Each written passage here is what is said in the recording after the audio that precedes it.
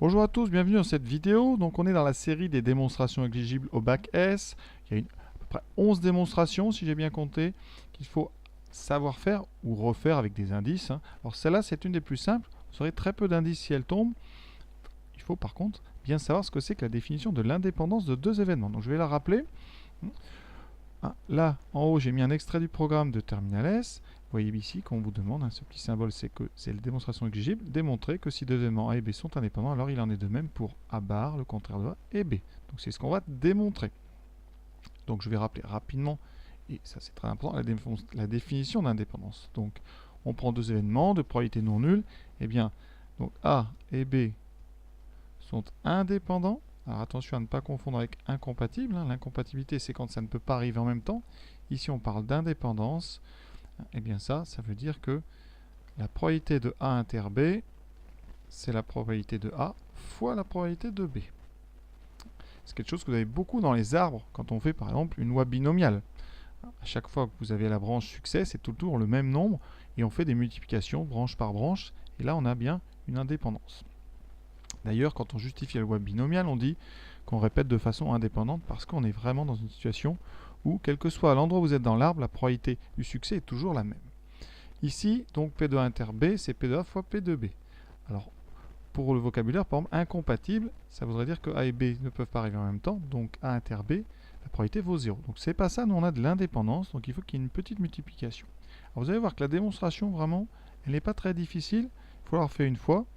Il faut bien démarrer. Alors, qu'est-ce qu'on sait et qu'est-ce qu'on veut obtenir? Alors, on sait que A et B sont indépendants. Donc, on l'écrit, on sait, c'est notre hypothèse, que A et B sont indépendants. Et donc, par conséquent, la probabilité de A inter B, c'est P de A fois P de B.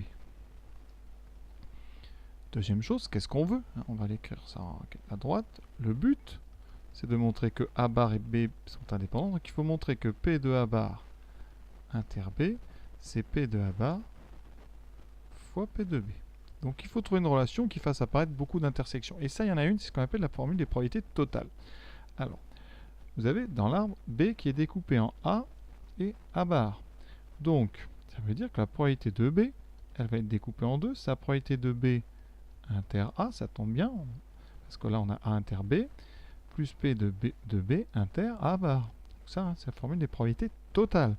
Alors les intersections, on peut les prendre dans n'importe quel ordre. C'est donc P de A inter B, plus P de A bar inter B. Et là on n'est pas loin, parce qu'on a notre P de A bar inter B, on a A inter B qu'on va pouvoir utiliser d'après le texte. Donc l'hypothèse, à ce moment-là, on a P de B qui vaut donc P de A fois P de B plus P de A bar inter B. On va isoler maintenant donc P de A bar inter B. Alors combien il vaut ce P de A bar inter B? Donc P de A bar inter B. Alors je renvoie tout le reste à gauche, ça fera P de B moins P de A fois P de B. On a ici un facteur commun, P de B. On va donc le mettre en facteur. Ça nous donne donc P de B multiplié par 1 moins P de A. Alors on n'est pas loin de notre conclusion.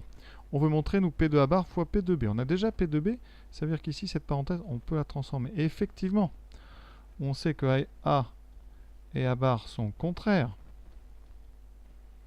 Donc ça veut dire que la somme P de A plus P de A bar, ça fait 100%, ça fait 1. Et donc 1 moins P de A, vous le savez, c'est P de A bar. Conclusion ici, eh bien on a, si on remet dans l'ordre, P de A bar multiplié par P de B, c'est exactement ce qu'on voulait.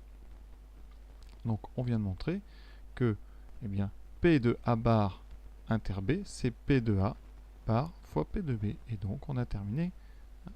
Et donc on a bien P de A bar inter B qui vaut P de A fois P de B.